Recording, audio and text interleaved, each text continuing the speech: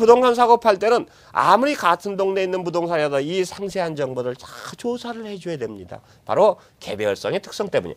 근데 이런 개별성의 특성의 파생 현상과 관련돼서가 아니라 여기서 용어들이 문제입니다. 모 교수님, 우리 은사님이 대학원 때 은사님이십니다. 그분이 쓴 책을 보면 자 이런 토지가 가진 위치, 면적, 이 용도 이런 것들을 다 열거하다 보니까 이거 여기에다 형상 뭐 여러 가지가 들어갑니다.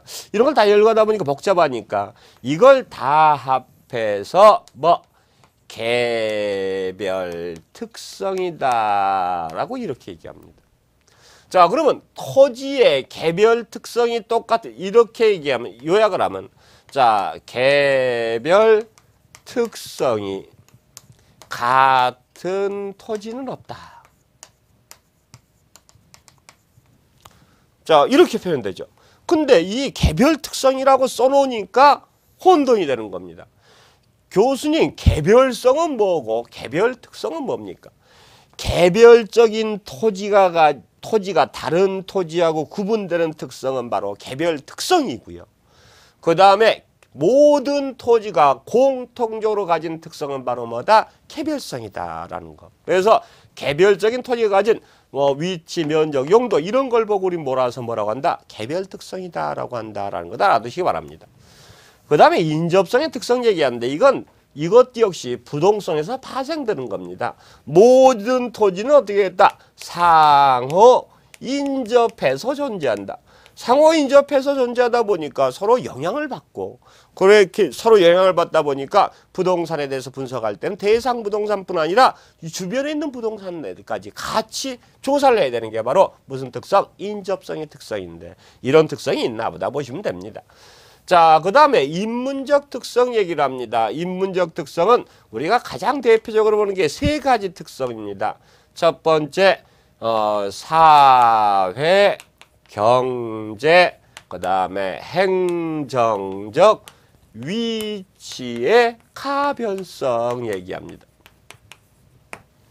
자, 여기 뭐가 나왔습니까? 위치가 나왔습니다. 위치는 나왔는데 위에서 우리가 부동성에선 지리적 위치, 어떤 물리적 위치는 고정적이다. 하지만 사람과 관련된, 사회도 사람과 관련된 거죠. 경제도 사람과, 행정도 사람과 관련된 겁니다. 이런 측면에서의 위치, 소위 우리는 이제 상대적 위치다라고 합니다. 이런 상대적 위치는 변화가 얼마든지 가능하다. 가령 예를 들어서 사회적 위치, 뭐 학군 같은 겁니다. 우리 동네 학군이 별로 안 좋았어요. 근데 우리 동네에 외국어 고등학교 들어왔다. 그러면 학군이 좋아졌죠. 그러면 우리 동네에 뭐해? 사회적 위치가 변화했다라고 하는데 사람이 노력함에 따라서 변화가는 게 바로 이런 사회, 경제, 행정적 위치의 가변성 얘기입니다. 그 다음에 병합 분할의 가능성 얘기를 합니다. 병합 토지는 큰 땅을 나눌 수도 있고 합칠 수도 있습니다. 병합 분할의 가능성을 따지는데 이 병합 분할의 가능성 때문에 토지는 잘라서도 붙이고 잘라서 팔고 다시 합쳐서 팔 수 있습니다. 이걸 보고 우리가 병합 분할의 가능성인데 이 병합 분할의 가능성 때문에 병합 분할로 인한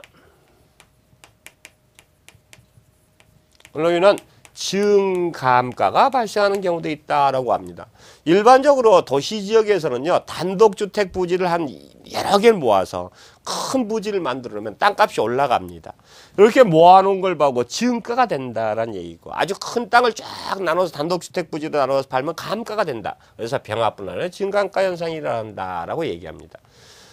자, 이 중에서 가장 중요한 거, 교수님 왜 저거 설명 안 했나라고 했을 텐데, 가장 중요한 게 바로 뭐냐면, 이쪽에서 용도의 다양성입니다. 인문적 특성은 좀 가변적이면 잘 시험에 안 나오는데, 용도의 다양성은 시험 문제 나올 가능성이 굉장히 많습니다. 왜 그러냐면, 부동산의 용도는 어떤 토지가 있다. 토지는 내가 서울 명동 한복판에 있는 땅이다. 그건 내 마음대로 쓸 수 있습니다. 지금 현재 빌딩 부지로 되어 있는데 나 마음에 안 들어. 빌딩 허물어버리고 거기다 논밭, 배치나 무 심어도 누가 뭐라 그럽니까? 아무 상관없습니다. 이렇게 용도가 다양한 게 부동산입니다. 근데 내가 만약에 서울 명동 한복판에다 빌딩 허물어 농사를 짓는다. 그럼 남들이 지나가면서 뭐라 그럴까요? 저 사람 미쳤다 그러겠죠. 저 강병기가 드디어 미쳤나 보다라고 할 텐데. 자, 왜 그렇게 생각을 할까요? 분명히 저 명동 한복판에는 농사를 짓는 것보다 상업용 빌딩을 이어서 임대를 받는 게 훨씬 수익이 많습니다. 근데 그렇게 아주 최적의 용도가 있는데도 불구하고 다른 용도로 쓰기 때문에 그렇단 말입니다. 이런 용도의 다양성과 관련 파생 현상을 얘기하는 겁니다. 이런 용도가 다양하다 보니까 우리는 항상 뭐를 따진다? 최유효 이용을 따지게 됩니다. 최유용의 바로 근거가 된다라는 게 바로 용도의 다양성의 파생 현상이 가장 중요합니다. 최유효 이용이라는 것은 유용성이 가장 높은 이용을 보고 최유효 이용이라는 거예요. 용도가 아주 다양하다 보니까요. 사람들은 부동산에 대해서 토지에 대해서 항상 어떻게 생각한다. 이익이 가장 많이 나는 최유효 이용을 항상 판정을 해야 됐다. 그 근거가 되는 게 바로 뭐다? 용도의 다양성이다라고 얘기합니다. 이거 말고도 인문적 특성 많습니다. 뭐 고가성이라든가 부동산 가격 비싸죠. 뭐 그다음에 어떤 사람 국토성 얘기합니다. 토지는 뭐여서 뭐가 됩니까? 국토가 되죠.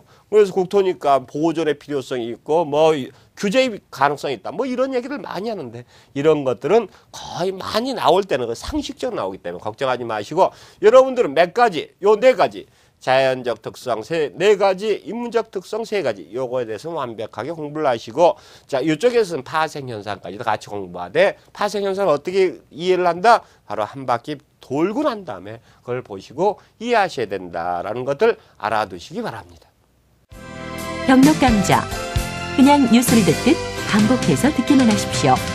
시험장에서 확실한 효과. 합격으로 인도하는 길입니다. 자, 이번 시간에는 부동산의 특성에 대해서 같이 봤습니다.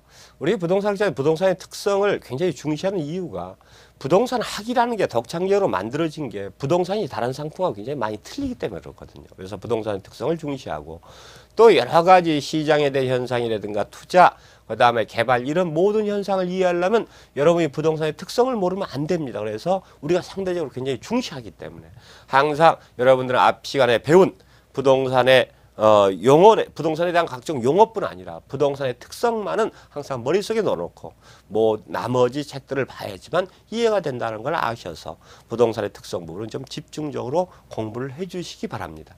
근데 이 특성 말고도 부동산의 속성이라고도 있습니다. 그 속성 부분은 다음 시간에 같이 공부하겠습니다.